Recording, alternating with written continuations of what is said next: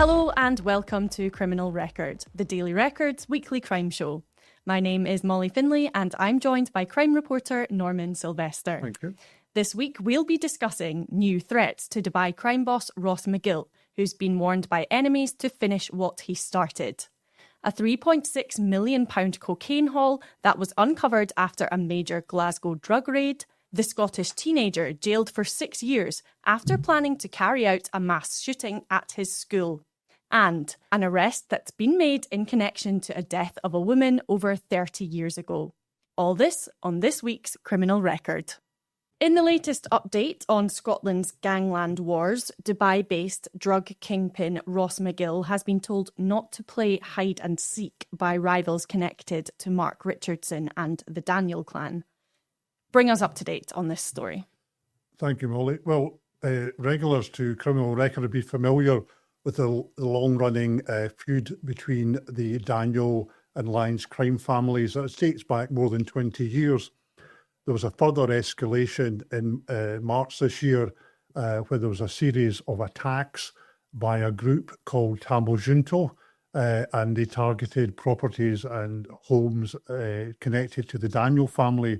And the Tamil Junto faction are said to have connections to the Lyons family. And at the top of that pyramid is orchestrating the attacks, allegedly orchestrating the attacks by Tamil Junto, was Ross McGill, a former Union Bear leader, the Rangers Ultras group from East Kilbride, who's now based in Dubai. Now, the allegation was that Ross McGill had been ripped off in a cocaine deal, £500,000 cocaine deal, by a member of the Daniel family associate, or a Daniel family associate linked to Mark Richardson, who's a convicted Edinburgh cocaine dealer. McGill was ripped off, allegedly ripped off in the deal, £500,000 cocaine deal, and the rip-off element was the claim that he was paid in fake currency. So he was lured into this deal, handed over £500,000 worth of cocaine, which was paid with by fake counterfeit currency. Now, the person that's sort of orchestrated this was orchestrating it on behalf of Mark Richardson, Edinburgh cocaine baron, as we said earlier, currently in prison, who's a very close associate of the Daniel family. As a result of this, Ross McGill, from he's based in Dubai, is said to have orchestrated this series of fire bombings and attacks on properties between March and June this year in revenge for this cocaine ripoff. The consequence of that was a major police operation, Operation Portaledge, which has already resulted in 55 arrests, many of them Tamil Junto members, and many of the arrests in relation to these orchestrated firebombing attacks on properties in Glasgow and Edinburgh. The problem here for Ross McGill is that, as I referred to earlier, it created unwanted police attention. A lot of his own associates found them under police surveillance and attention. It affected their own criminal business operations. Also, as a result of this, members of the Daniel family are seeking revenge for these attacks. And at the moment, Ross McGill is in the relative safety of Dubai. On Monday, we carried a story to suggest that the Daniel family associates are now saying to McGill, stop hiding in Dubai, come back to Scotland, face up to what you've done. You can't go hiding forever. We know where you are in Dubai. If you don't come back to Scotland, face up to what you've done, we'll come out to Dubai and we'll get our revenge and we'll deal with it as we see fit. You can't hide forever. We'll get you in the desert. We'll get you wherever you are. So there's that threat that if he doesn't come back and face up to what he's allegedly done and orchestrated back in Scotland, that they'll then, associates of the Daniel family or people that he's targeted, will get him in Dubai. Now, whether that happens or not, we don't know. The Dubai authorities are very strict. Anybody's been there, it's a very tightly controlled country. There's not a lot of crime, and any crime is dealt with very vigorously. And just to be clear, Ross McGill has no reason to come back to Scotland. There's no extradition treaty with the United Arab Emirates. So what would be his motive for coming back in the first place? there's certainly no motive for Ross McGill coming back to Scotland. The likelihood is that he may well face arrest anyway by the police. Obviously, it's come to their attention. I've no doubt they're preparing charges against him. We are aware that there's been some overtures made by the police in Scotland to the Dubai authorities through the UK government. I think certainly they would be keen to seek the extradition of the likes of Ross McGill and others who are using Dubai as a base. As you said, Britain doesn't have an extradition treaty with United Arab Emirates. We do know that the Irish authorities are seeking to extradite members of an Irish crime gang, the Kinahans, from Dubai. I believe that's at quite an advanced stage. Whether it happens or not, we don't know. But you've also got to ask the question, can the Dubai authorities be happy with the members of Scottish organised crime groups and others hiding out in Dubai and carrying out this kind of proxy gangland feud, gangland war?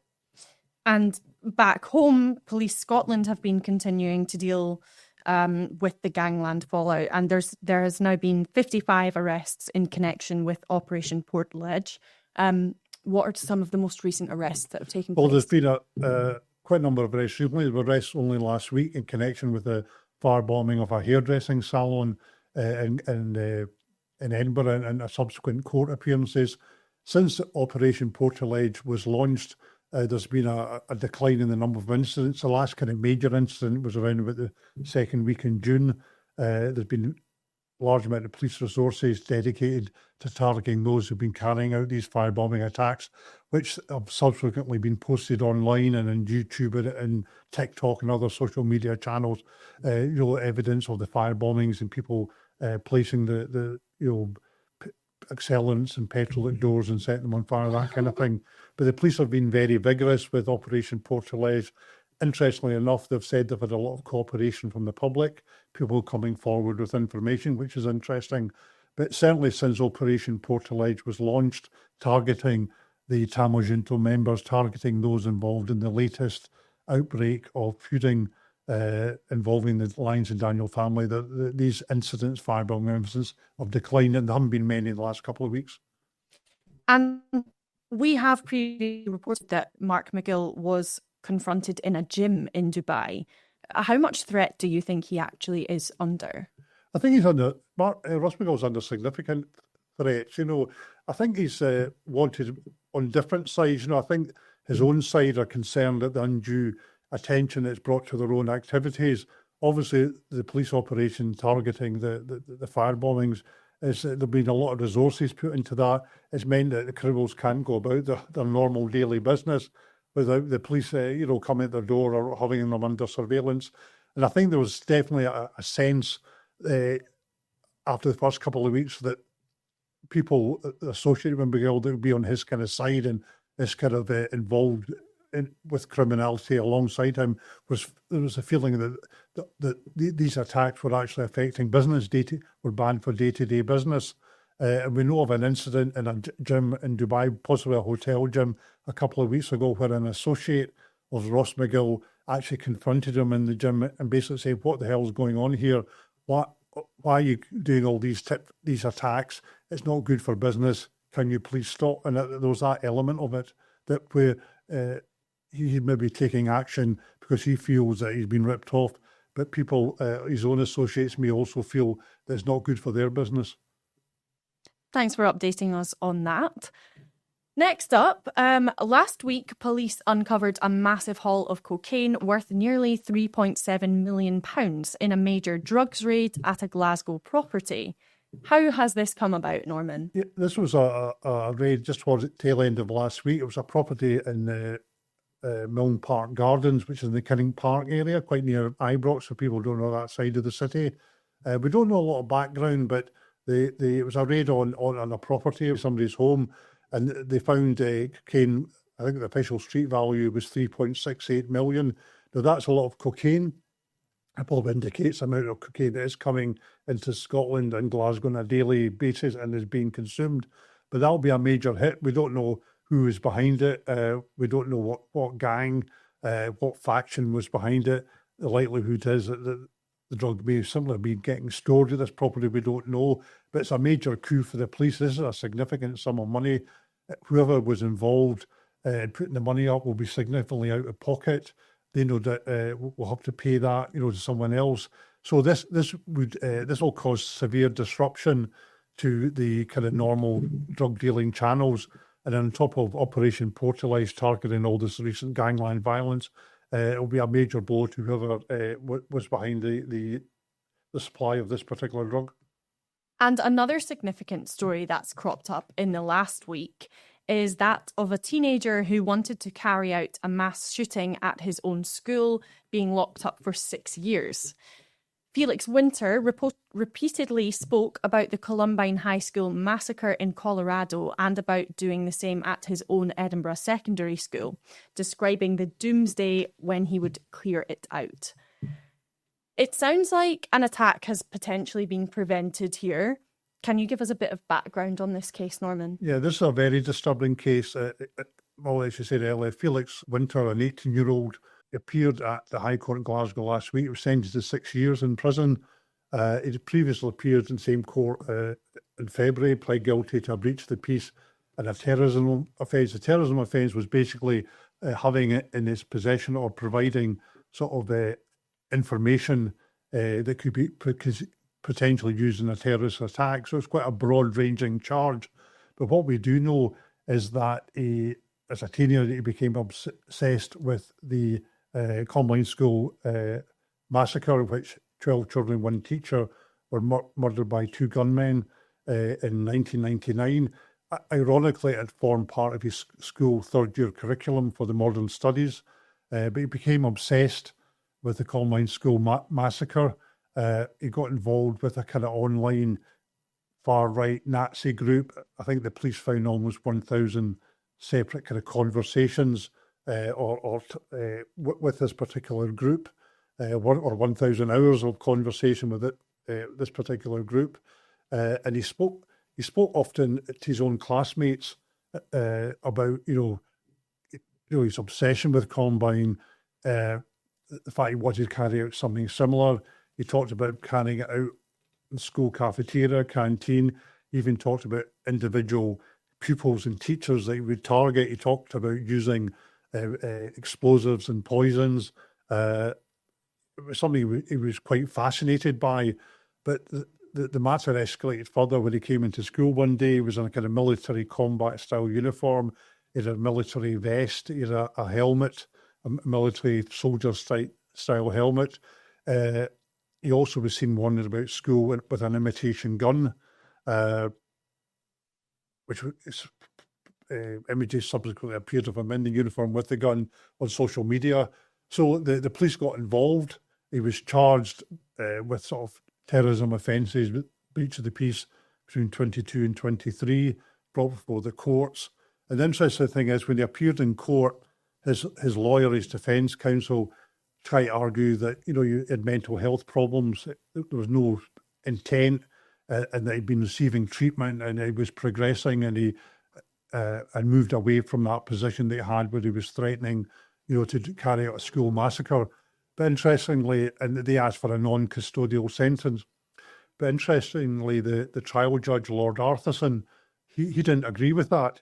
He actually said, and I'm going to quote here, this was a particularly disturbing course of conduct, and he talked about the Winter progressing towards the brink of causing a massive school shooting. So the judge accepted that this was more than just schoolboy bravado or some boasting. That what he actually said was he'd clearly become radicalised, and clearly there was an intent to carry out a shooting. And he had initially been referred to PREVENT, which is the government's anti-terrorism rehabilitation programme. It's the same programme that Axel Radicabana, the Southport killer, was referred to. But Felix Winter was recorded to have engaged well, and they therefore stopped their interaction through this programme. Well, definitely, there's no doubt that the police can take a bit of credit. They've definitely nipped this in the bud using that programme that you referred to, using other agencies and organisations.